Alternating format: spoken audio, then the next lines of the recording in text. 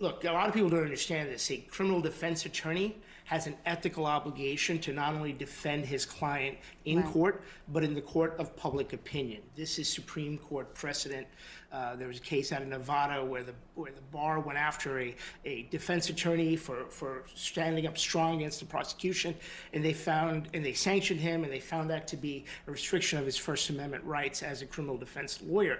So Gough, what he's trying to do is trying to get the people around him. So even if he's denied in the courtroom, he is looking to see, because these jurors, we all know that they're going to turn on the TV, they're going to be talking with their friends, despite the judge telling them not to. That's reality.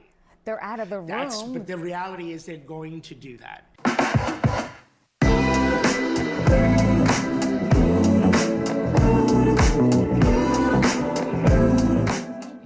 Let's bring in the panel to discuss here now. I do want to start with former NYPD retired Darrin Porcher. Darrin, what do you think this will establish here? We do know the cause of death, of course, are gunshot wounds. Will we likely see graphic autopsy photos of those wounds? You know, it's unfortunate in the case of this magnitude, Susan, we're going to have to see these graphic images. When we go back to the earlier part of the trial, these graphic images were introduced, and we had several people in the courtroom that actually left.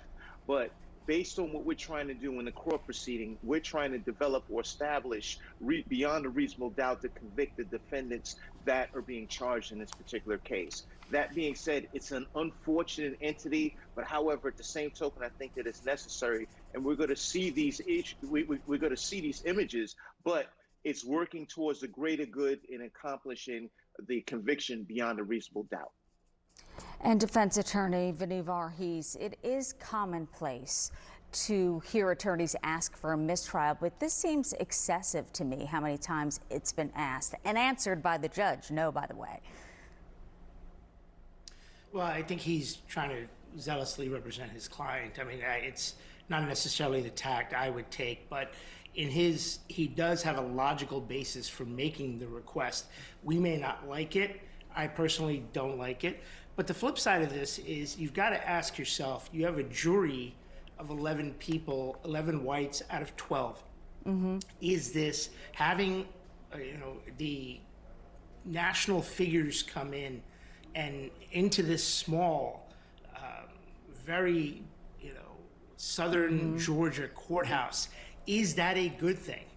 And will this backfire? I mean, I understand that the family is looking for support, but they may look at it as jurors and go, you know what? I'm not going to be intimidated by Al Sharpton or Jesse Jackson, Sharpton particularly being quite a divisive figure. So, there is a basis. I mean, he articulated in the clip you just showed of why he's asking for this, but it may be something that ultimately the family may want to step back and say, maybe we don't need all these people in court, and maybe we'll let the jury do its job. And civil rights attorney Areva Martin, what were your thoughts when you heard Raphael Warnock? I mean, isn't it open to the public, the courtroom, no matter how famous you are, to be there, and of course the mom? Yeah, absolutely, Susan. The arguments are idiotic. The judge said some of the comments were reprehensible. The comment about how many pastors, does this family have? How dare this lawyer? That's not his business. It's not for him to comment on how many pastors they have. They have as many as they choose to have. And it's an open courtroom, and anyone's welcome to come. And just because you're Black, and just because you're a pastor, and just because you're a national figure, doesn't mean that you're restricted from coming to a court house or coming to a courtroom or participating as a bystander in a trial. This is a racially charged case. You have 11 white jurors that have been selected, and I didn't hear these trial attorneys stand up and raise their hands to say that this is somehow discriminatory to have 11 white jurors when you have a Black victim. So quite frankly, I don't want to hear anything else from this lawyer. These ridiculous arguments about pastors. The judge has said, move on. Let's just stay focused on the facts. And if this mom needs Reverend Warnock, Jesse Jackson, Al Sharpton, or whomever she chooses by her, then that is her right to make that decision. It absolutely is her right. Vinoo, go back to you on this. Citizen's arrest is what the three men are claiming. also self-defense. What will be the star here in terms of the closing arguments, do you believe, and what they argue, that it was a citizen's arrest or that it was self-defense, or tie them together?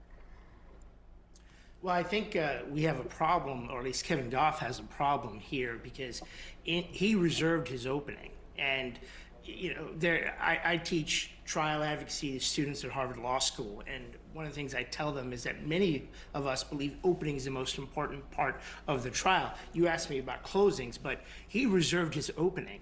And so you have to lay out your theory of the case. Watching Gough on Friday, and I was here with Darrin on Friday, watching him, I mean, he was at best sloppy.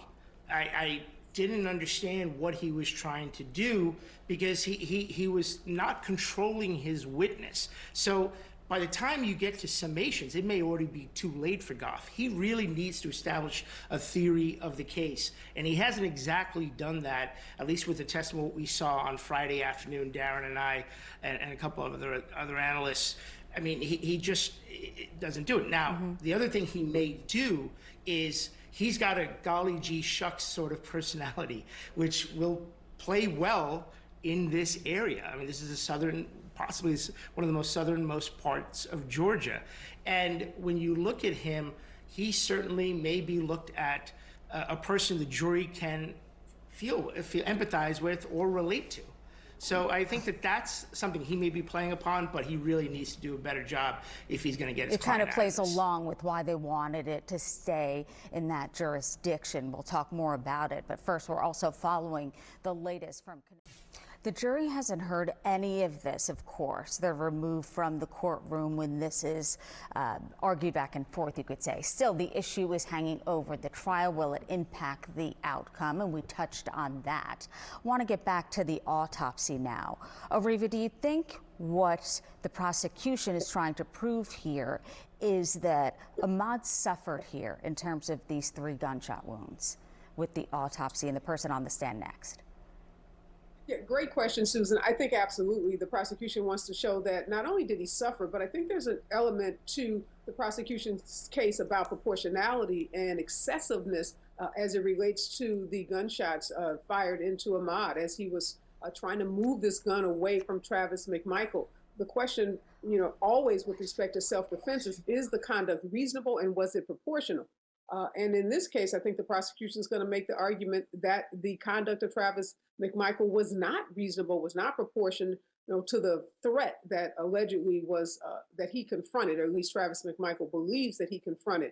And this whole self-defense argument is tricky, I think, for the defense, because one of the things that we saw play out in the Kyle Rittenhouse trial yesterday was the prosecution make the argument that the individuals that Kyle Rittenhouse shot also had a right to self-defense. So here's Ahmaud Arbery being chased by these 3 white men that he did not know, being cornered by them, being, trapped like a rat, as we heard them say. So he had a right himself to protect himself from the harm that I'm sure he believed that they were going to do to him. So the medical examiner's testimony is going to be really critical to helping to further establish the prosecution's case. Yeah, we'll take it right to court once he is on the stand. Darrin, is it possible for those in the jury to be starstruck, let's say, by the Reverend? Is there a point there? Well, there's no secret to anyone here that race is the most polarizing dynamic in connection with this particular case. We have 2 white males driving a pickup truck with a Confederate flag on the front that jump out with 1 white male shooting and killing an African American who did not commit a crime. So we clearly see the galvanization of race in connection with this particular case.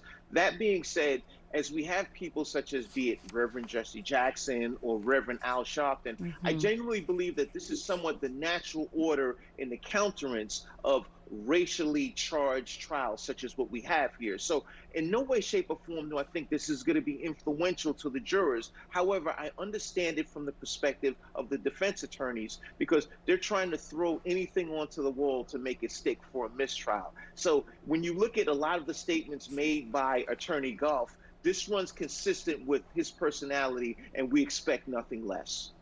And based on what the judge responded to, it makes you realize his thoughts in terms of a mistrial on this topic.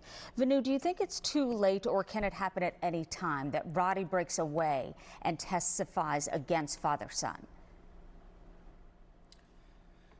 That could happen. I'm not sure that that really makes sense, though, at this point, because it'd be one thing, you know, you'd have to go on the stand and basically admit you were conspiring with them. So unless there's a deal that the prosecution strikes with Roddy, which is possible. Is it too late for a deal, or it could happen? No, it happens during trials. I mean, I was in the middle of a 9-week trial, and the prosecution in federal court in New York asked me if my client wanted to cooperate at that point, and he didn't. But it can happen at any time, so they can always pull back. He can take a plea and then move to testify against the other person. Now, that may cause public uproar, and that is probably something the DA doesn't want to do here.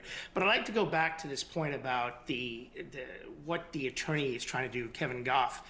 Look, a lot of people don't understand this. A criminal defense attorney has an ethical obligation to not only defend his client in court, but in the court of public opinion. This is Supreme Court precedent. There was a case out of Nevada where the bar went after a defense attorney for standing up strong against the prosecution, and they sanctioned him, and they found that to be a restriction of his First Amendment rights as a criminal defense lawyer. So Gough, what he's trying to do is trying to get the people around him. So even if he's denied in the courtroom, he is looking to see, because these jurors, we all know that they're going to turn on the TV, they're going to be talking with their friends, despite the judge telling them not to. That's reality. They're out of the room. But the reality is they're going to do that. There's no way a jury, and I would say maybe you might have maybe 1 or 2 jurors who follow that rule to the thing. The rest of them are just going to remain silent. You know, hey, remember not to read anything in the media about this. Don't watch HLN and Darrin Porcher. But, you know, everybody wants to see Darrin Porcher, you know, so that's going to be hard for them. That is true. Good point. Good point. We have to give them the benefit of the doubt. But still to come, we want to take you back to court moments away from keeping. Welcome back. We were just in court, and Attorney Gough once again talking about those who may be in the courtroom and may influence the jury. Once again, even though it appeared that the judge made a decision on this. Want to get to Areva Martin again. Just the gall of him to talk about this again, and the judge not even acknowledging it. Yeah, Susan, at this point, we have to assume this attorney is attention-seeking. He keeps standing up, making the same motion that the judge has already ruled on. We saw the judge's body language, his entire face. You know, he kind of made a face as he heard the lawyer yet again try to make the same motion that he's ruled on. And the judge used the word reprehensible with respect to some of the language this attorney used last week. I think you could substitute reprehensible even for racist, and this judge is not having it. He said, take a 10-minute break, go to the bathroom, do whatever it is you choose, but when we come back into court, we are moving forward. The state will call its next witness, and the concept or even the notion that there's going to be a mistrial is DOA in this courtroom. And Darrin, to Areva's point last week, the judge saying, look, this is offensive on every level here, and yet that's what he talks about. Brought it up again. Yeah, absolutely right. I would love to see Mr. Gough in a courtroom in Kenosha, Wisconsin with that judge. And we would have saw a very different dynamic in how this was aired out. To Areva Martin's point, Mr. Gough is clearly looking to seek attention and nothing else. There's no level of significance in connection with introducing the agenda of not having certain people in the courtroom. The courtroom is a public place, and you run the risk of who can come in and who cannot come in, if they're a white pastor, if they're black pastor. You know, from the constitutionality perspective, in no way, shape, or form can you exclude someone that's coming into the courtroom, unless, of course, that person is committing to an act of atrocity, meaning they're belligerent, something to that effect. And that's when, of course, that person would be removed. But I lend my deference to the Serena Williams of the panel, which is Areva Martin, and her opinions as always remain consistent in being supreme.